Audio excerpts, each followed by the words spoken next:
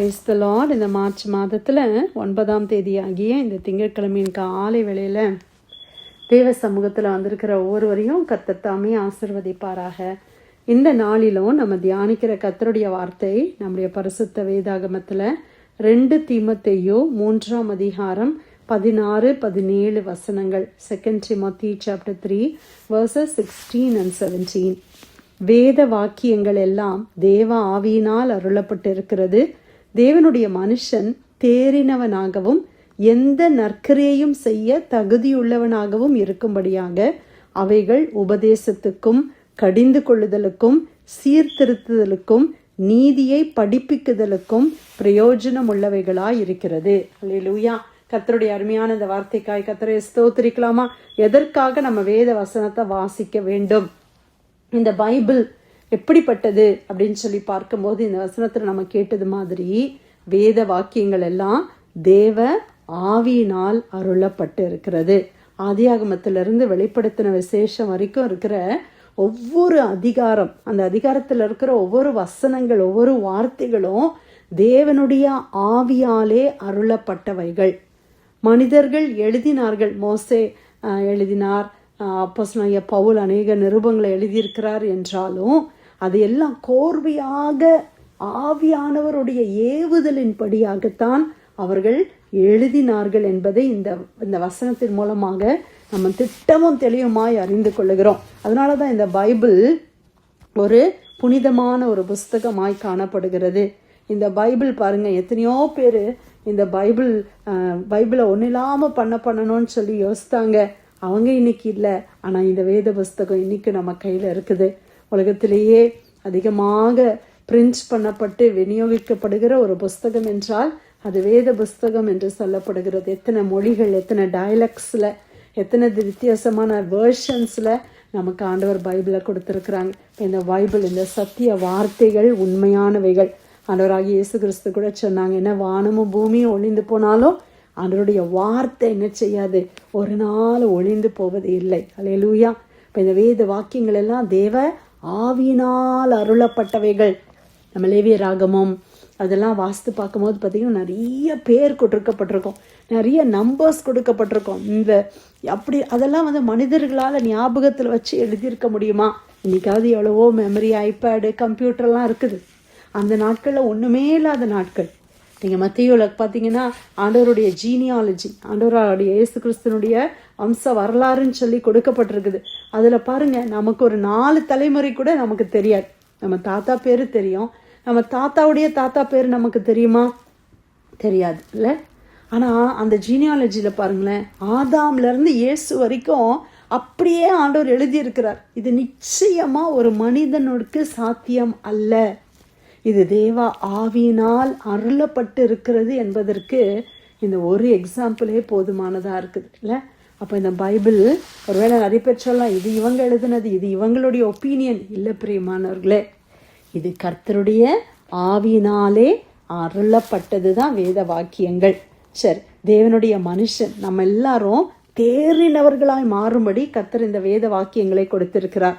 பர்ஃபெக்டாக மாறுறதுக்கு நம்ம எல்லாம் தேறினவர்களாய் மாறும்படி இந்த வேதத்தை நம்ம வாசிக்கிறோம். எந்த நற்கிரியையும் செய்ய தகுதி உள்ளவர்களாக இருக்கும்படி. அப்போ எந்த நற்கிரியம் செய்யறதுக்கு நம்மளை தகுதிப்படுத்துறது எது? வேத வசனம். ஆண்டவருடைய வார்த்தையை நான் வாசிக்க நான் தேறினவனாய் மாறுகிறேன், நான் மெச்சுவராக மாறுகிறேன். எல்லா நற்கிரியம் செய்கிறதுக்கு அது என்னை தகுதிப்படுத்துது. அவைகள் என்ன செய்து என்னை உபதேசிக்கிறது, எனக்கு கவுன்சில், என்னை டீச் பண்ணுது. ஆண்டவருடைய வார்த்தை நம்மளை டீச் பண்ணுது, நம்மளை உபதேசிக்கிறது, கடிந்து கொள்ளுது. சில நேரத்தில் நம்ம தப்பு பண்ணும்போது ஆண்டவருடைய வார்த்தை நமக்கு என்ன செய்யுது, கடிந்து கொள்ளுது. அப்படியே நம்மளை ஆண்டவர் அப்படியே ஸ்ட்ரிக்டாக சில நேரத்தில் நடத்துகிற மாதிரி சில வார்னிங்ஸ் ஆண்டவர் கொடுக்குற, நீ பண்ணுறது தப்பு அப்படின்னு ஆண்டவர் சொல்கிறத நம்ம கேட்குறோம் இல்லை. ஃபார் எக்ஸாம்பிள் பார்த்தீங்கன்னா ஒரு வசனத்தில் இருக்கும், விபச்சாரிகளே உலக சிநேகம் தேவனுக்கு விரோதமான பகை என்பதை அறியீர்களா? அப்போ உலக சிநேகம் தேவனுக்கு விரோதமான பகை.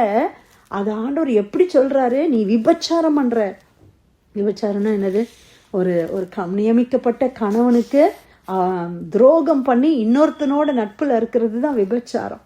அப்போ ஆண்டவர் பாருங்களேன், நம்ம கர்த்தரோடு இருக்கிற அன்பை விட்டுட்டு நான் உலகத்தை போய் நேசிச்சேன்னா நான் விபச்சாரம் பண்ணுறேன்னு ஆண்டவர் சொல்கிறாங்க.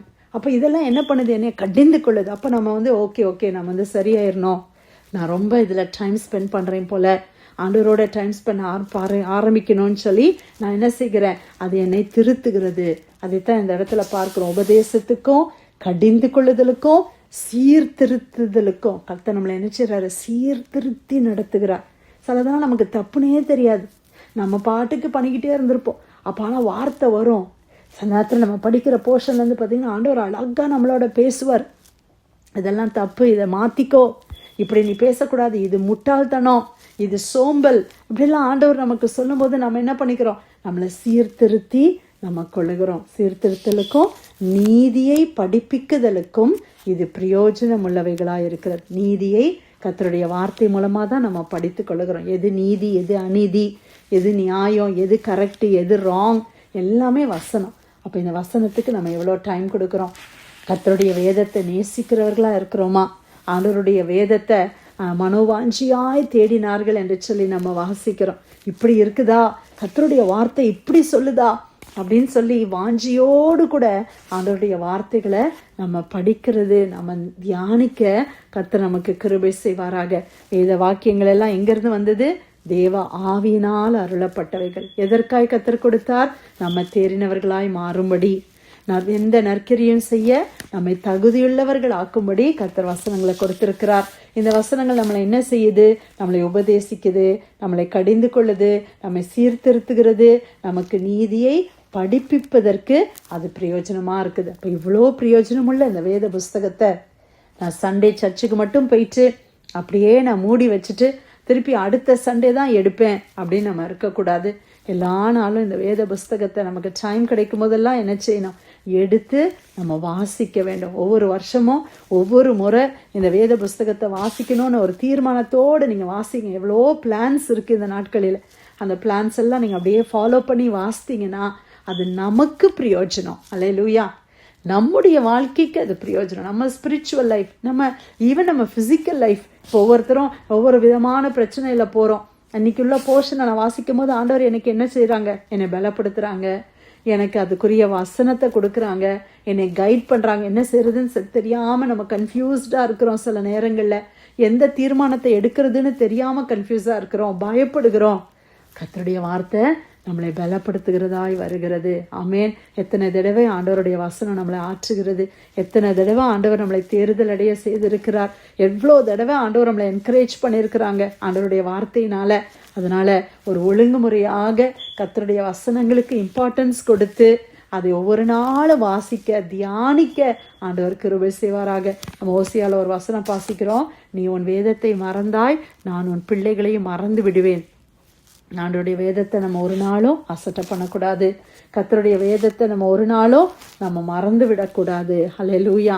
கர்த்தருடைய வேத புஸ்தகம்தான் நமக்கு ஜீவன். வேதத்தை வாசிக்கிறதும் ஜெபமும் தான் நமக்கு ரெண்டு ரொம்ப இம்பார்ட்டண்ட்டான சோர்ஸ். நம்மளுடைய இன்னைக்கு நம்ம காலையில் ஆண்டவர்கிட்ட நம்ம ஜெபம் பண்ணுறோம், நம்ம வசனத்தை வாசிக்கிறோம். அதுதான் அந்த என்டையர் டேக்கு நமக்கு என்ன கொடுக்குது? பலனை கொடுக்குது, எனர்ஜியை கொடுக்குது, ஆவிக்குரிய ஒரு பலனை கொடுக்குது. எவ்வளோ சோர்வுகள் வந்தாலும், எவ்வளோ போராட்டம் வந்தாலும் நம்ம நிற்கிறதுக்கு பலன் கொடுக்கிறது கர்த்தருடைய வார்த்தை. ஆமேன். 2 தீமோத்தேயு 3:16-17 வசனங்கள். வேத வாக்கியங்கள் எல்லாம் தேவ ஆவியினால் அருளப்பட்டு இருக்கிறது. தேவனுடைய மனுஷன் தேறினவனாகவும் எந்த நற்கிரியும் செய்ய தகுதியுள்ளவனாகவும் இருக்கும்படியாக அவைகள் உபதேசத்துக்கும் கடிந்து கொள்ளுதலுக்கும் சீர்திருத்துதலுக்கும் நீதியை படிப்பிக்குதலுக்கும் பிரயோஜனம் உள்ளவைகளாய் இருக்கிறது. கர்த்தர் கொடுத்த நல்ல வார்த்தைக்காக நன்றி செலுத்தி யாராவது நம்ம ஜெபிக்கலாமா?